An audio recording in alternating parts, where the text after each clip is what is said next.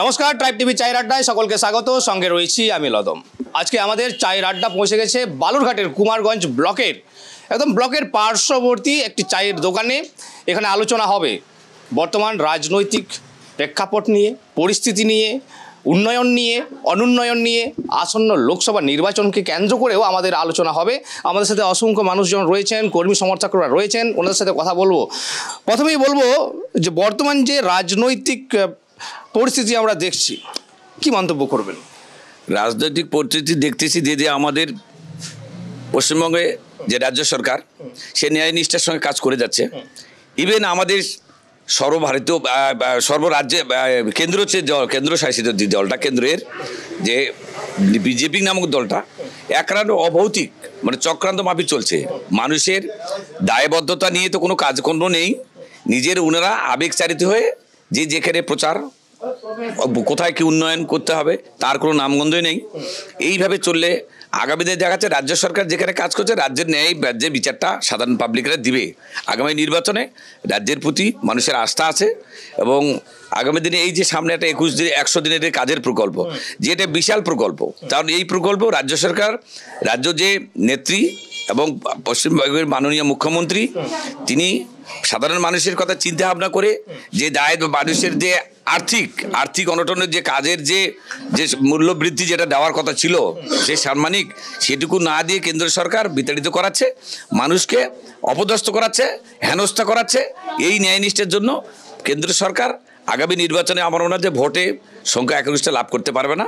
রাজ্য আমাদের যারা যে বিভিন্ন রাজ্য থেকে যেটা আসছে, রাজ্যের যারা ন্যায়নিষ্ঠা, যারা আমরা সাধারণ পাবলিক, আমরা সাধারণ মানুষ, আমরা মানুষের সঙ্গে পাশে থাকতে চাই।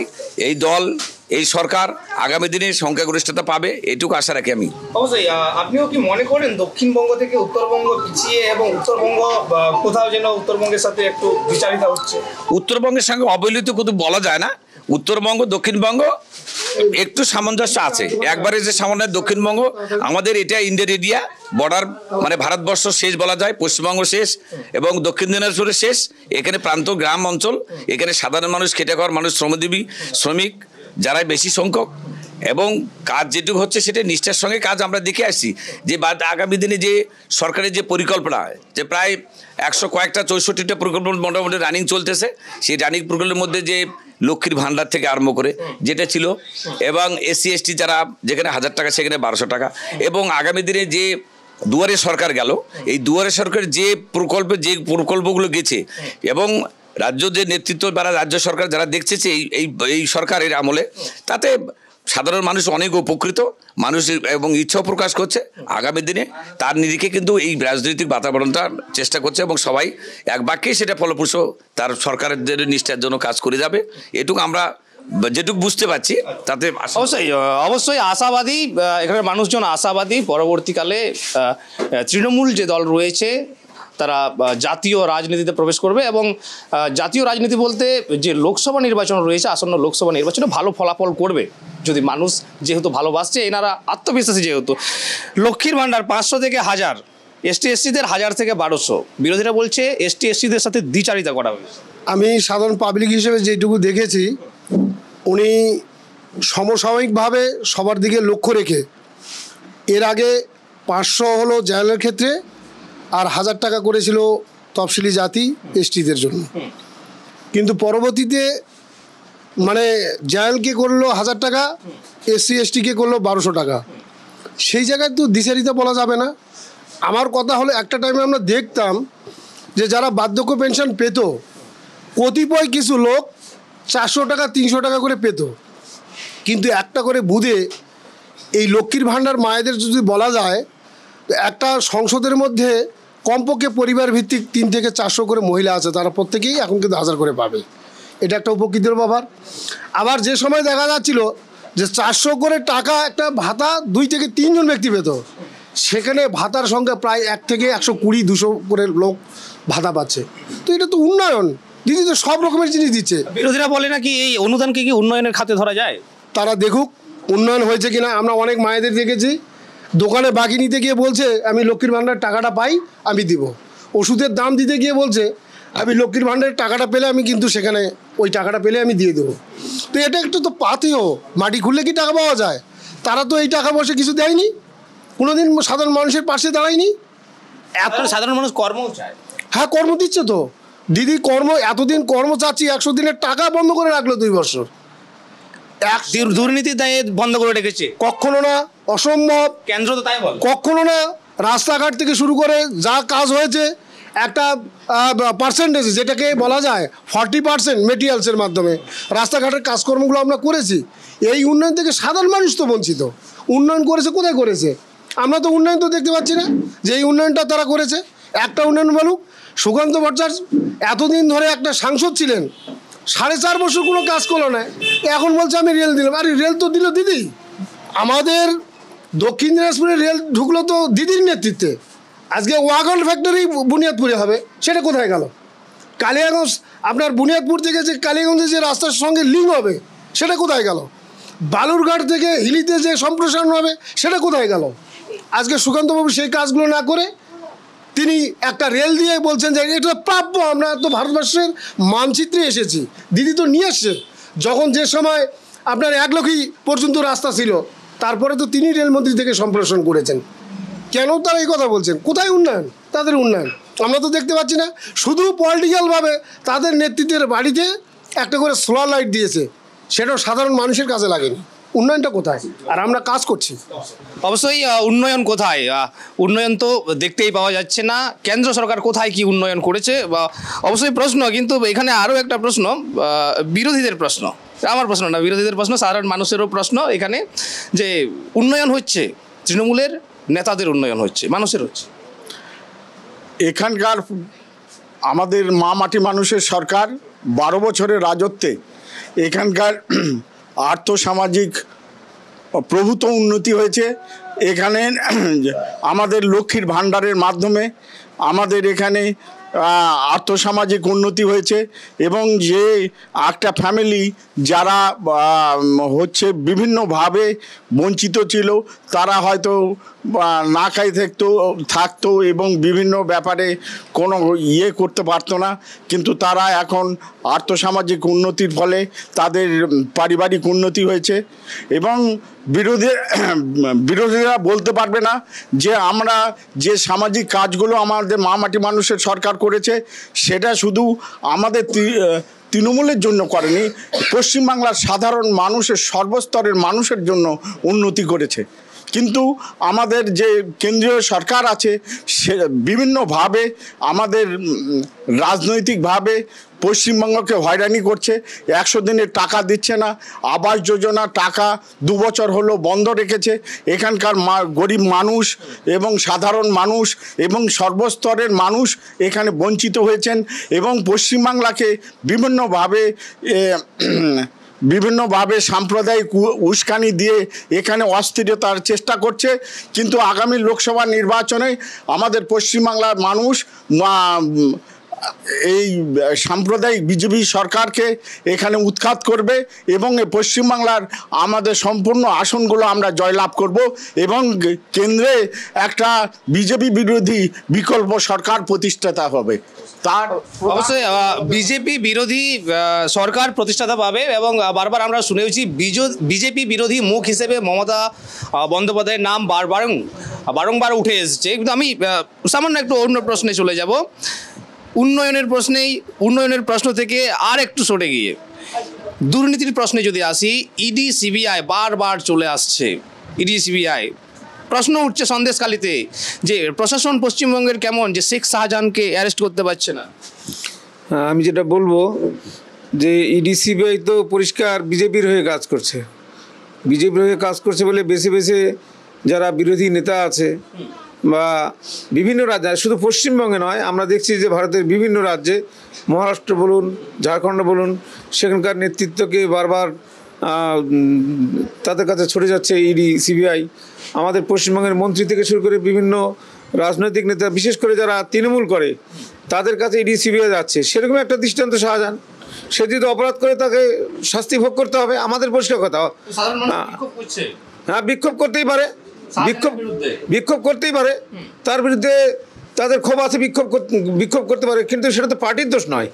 পার্টি তো তাকে বলেনি যে তুমি দুর্নীতি করো, এটা তো পার্টি বলেনি। কিন্তু রাজ্য প্রশাসন অ্যারেস্ট করছে না কেন, গ্রেফতার করছে? না না, তাকে নিশ্চয় তদন্ত করবে, অ্যারেস্ট করবে, তার ভুল যখন পাবে করবে সেটা, কিন্তু ইডিসি ভাই বললেই করবে এরকম বিষয়টা নয়, বিষয়টা সেই জায়গাতে নেই।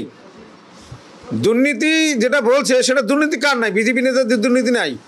আজকে অমিত শাহর ছেলে আজকে কত টাকার মালিক হয়েছে, 16,000 গুণ বেড়েছে তার ইনকাম, তাহলে সেখানে দুর্নীতি হয়নি, এমনি এমনি হয়ে গেল? হ্যাঁ, তো তার কোনো দোষ নেই, তার কাছে কতবার ইডিসি হয়ে গেছে, পরিষ্কার কথা আমাদের, তার কাছে কতবার ইডিসি হয়ে গেছে, এরকম ভুরি ভুরি উদাহরণ আছে। বিজেপি ওয়াশিং মেশিন নাকি? ওদের কাছে গেলে সব দুর্নীতি ঢাকা পড়ে যাবে। আজকে আমাদের শুভেন্দু যে তৃণমূলে ছিল আজকে বিজেপিতে চলে গেছে, কেন গেছে? আজকে বিজেপি থেকে বেরিয়ে আসুক, বিজেপি ভারতবর্ষ থেকে ক্ষমতা থেকে চলে যাক, ও কালকে অ্যারেস্ট হবে, কালকে অ্যারেস্ট হবে, বহু বিজেপি লিডার তাই অ্যারেস্ট হবে, তাদের মধ্যে প্রচুর দুর্নীতি আছে। আবার ঠিক হয়ে যাবে, হ্যাঁ, আপনাদের দলে ফিরে এলে তো আবার ঠিক হয়ে যাবে। না ঠিক হবে কিনা সেটা পরবর্তী বলবে, এখন সেটা আগাম বলা যাবে না।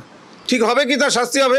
আমার কথা হলো যারা অপরাধ করবে তারা শাস্তি পাক, সে যে দলেরই হোক না কেন। অবশ্যই অবশ্যই, যা অপরাধের সাথে যে জড়িত থাকবে তার শাস্তি হোক, এটা সাধারণ মানুষও চায়। আইনের ওপর সবারই ভরসা রয়েছে, আদালতের ওপরে ভরসা রয়েছে, সেই ভরসা যাতে না নষ্ট হয় তার দায়িত্বও কিন্তু প্রশাসনের, রাজ্য সরকারের, তার দায়িত্ব আবার কেন্দ্র সরকারেরও রয়েছে। আমরা এ নিয়ে চর্চা করব, কিন্তু সময় একটি ছোট্ট বিরতির পর ফিরে আসছি, সঙ্গে থাকুন।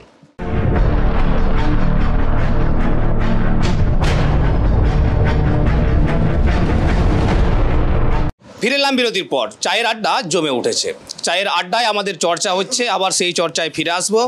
যেহেতু সামনে রয়েছে আসন্ন লোকসভা নির্বাচন, সেই লোকসভা নির্বাচনকে কেন্দ্র করে আমাদের প্রশ্নও হবে। এখানে আরও একটা প্রশ্ন, যে আপনারা বলছেন বিজেপি কোনো কাজ করছে না, সাংসদ কাজ করছে না, কিন্তু দীর্ঘদিন যাবৎ যদি দেখা যায় উত্তরবঙ্গে বরাবরই কংগ্রেসের পর শক্তিশালী দল হয়ে উঠেছে কিন্তু বিজেপি। কখনো না, তার প্রমাণ যে বিধানসভা ইলেকশন হয়ে গেল 2023, তারা তো ভরাডুবি, হ্যাঁ 21-এর বিধানসভায়। আবার পঞ্চায়েত ইলেকশনে কী হলো? তাদের অস্তিত্ব কোথায়? তাদের তো অস্তিত্ব বিপন্ন। তারা পুনরায় কী করে বলে যে আমরা পূর্ণ আস্থা নিয়ে আবার ফিরে আসবো? এটা কখনোই না। কিন্তু ওনারাই বলেন যে সুষ্ঠুভাবে ভোট হলে নাকি ওনারা জিতে। কেন্দ্র বাহিনী এসে প্রত্যেকটা সংসদে স্ট্যান্ড বাই, আবার কাউন্টিংয়ের সময় বিএসএফ, মিলিটারি সবাই থেকে ভোট হলো।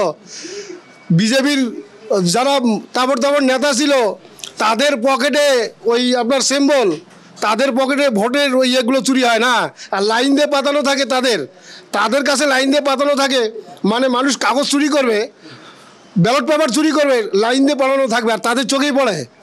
যারা এই সমস্ত কথা বলেছিল তারাই করেছে এগুলো কাজ। আর তৃণমূল আস্থা নিয়ে ভোটটা করেছিল, আমরা যেটুকু পাবলিক হিসেবে দেখেছি, মানুষকে পূর্ণ আস্থা দিয়ে 2023 সালে নির্বাচন পূর্ণভাবে দেখেছে। সেই হিসাবটাই এই 2024-এর কাজে লাগবে।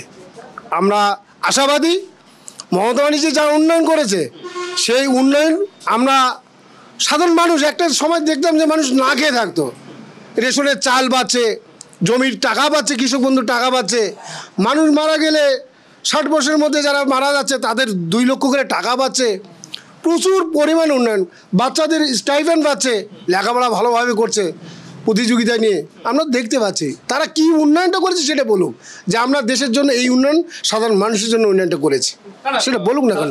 আরো একটা প্রশ্ন, যে কর্মকই মানে 78টা প্রকল্প চলছে, কর্মকই মানে আবার 50 দিনের চাকরি কোথায়? মানে অনেক চাকরি হচ্ছে, যারা ভালো ছেলে তাদের চাকরি সুন্দরভাবে চাকরি হয়ে যাচ্ছে, কোনো অসুবিধা নেই। ব্যাংকে বলুন, ব্লকে বলুন, আপনার ক্লার্কে বলুন, বিভিন্ন জায়গায়। রিসেন্ট তো একটা আবার প্যানেল বেরিয়ে গেল প্রাইমারির, আমরা দেখলাম, তো চাকরি তো হচ্ছে। যারা গঙ্গা যমুনা দিয়ে অনেক জল পেরিয়ে হতে পারে, তো বিরোধীদের প্ল্যান, যারা এই সরকার যেন ভালোভাবে মানুষের সার্ভিস না দিতে পারে, সেটাই তো তারা চায়, তার জন্য তো চেষ্টা করছে। দুর্নীতি আমার কথা হলো প্রমাণ করছে না কেন? আটকে রাখে প্রমাণ করাতে চাইছে, এটা হয় কোনো দিন? আমি দোষী সাব্যস্ত হলাম না, কিন্তু আমার কোনো বিচার হচ্ছে না, চার্জশিট আজও পেশ হচ্ছে না কেন? সেটা পেশ হচ্ছে না কেন? চার্জশিটটা দিক, করুক, সেটা তো ওরা করছে না। পলিসি করে কাউকে আটকে দিয়ে সেটাই বলছে সাজা, এটা হতে পারে না। আমার সাজা ঘোষণা হলো না, কিন্তু আমি আটকা থাকলাম, এটা হয় কোনো?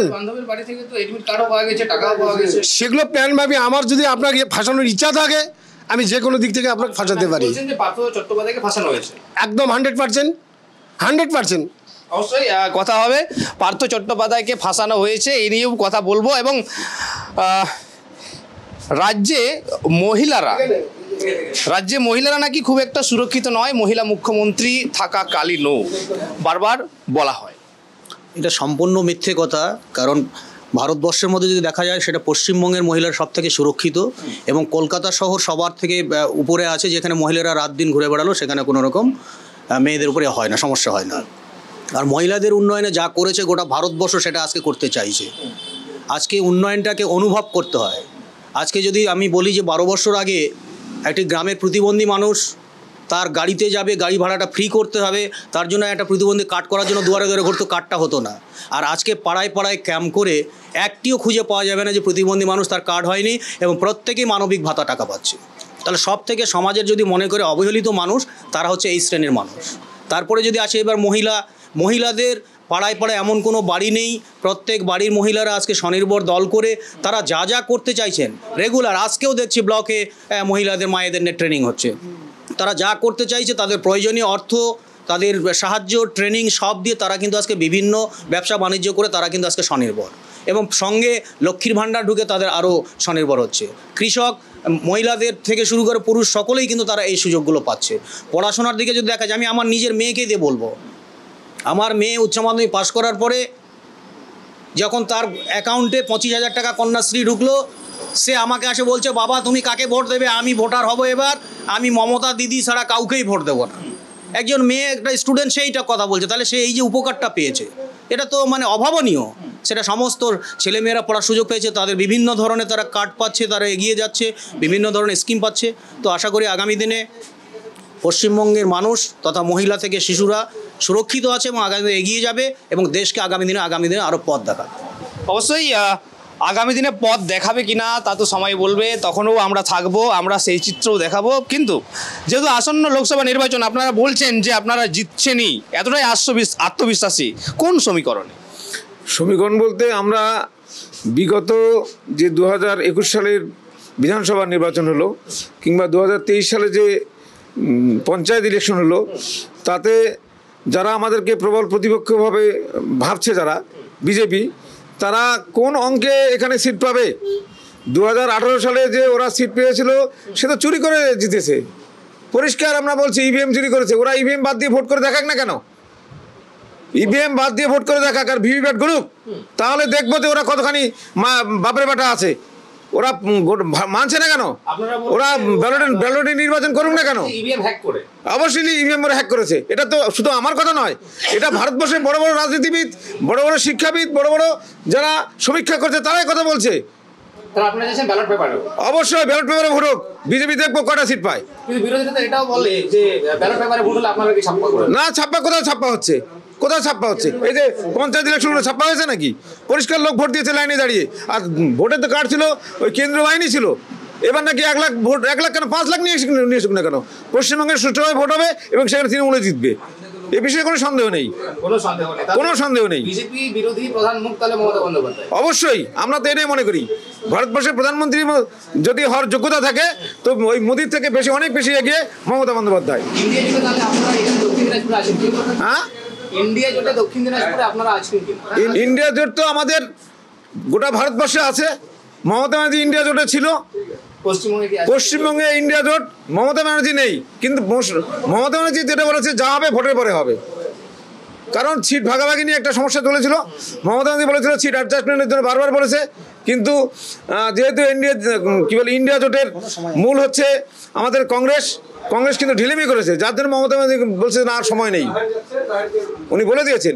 কিন্তু আমরা আশা করছি অবশ্যই এখানকার জনগণ, তার সাথে কর্মী সমর্থক যারা রয়েছেন, তারা আত্মবিশ্বাসী 42টি আসনেই লড়ার, এবং তারা যে জিতছেন এতটাই আত্মবিশ্বাসী এবং আশাবাদী। জিতছেন কি জিতবেন না, ভোট সুষ্ঠুভাবে হয় কি না তা তো সময় বলবে। আসন্ন লোকসভা নির্বাচনের সময় সেই চিত্রও আমরা তুলে ধরবো। কিন্তু আজকের যে চায়ের আড্ডা, সেই চায়ের আড্ডা এখানে শেষ করলাম। নমস্কার।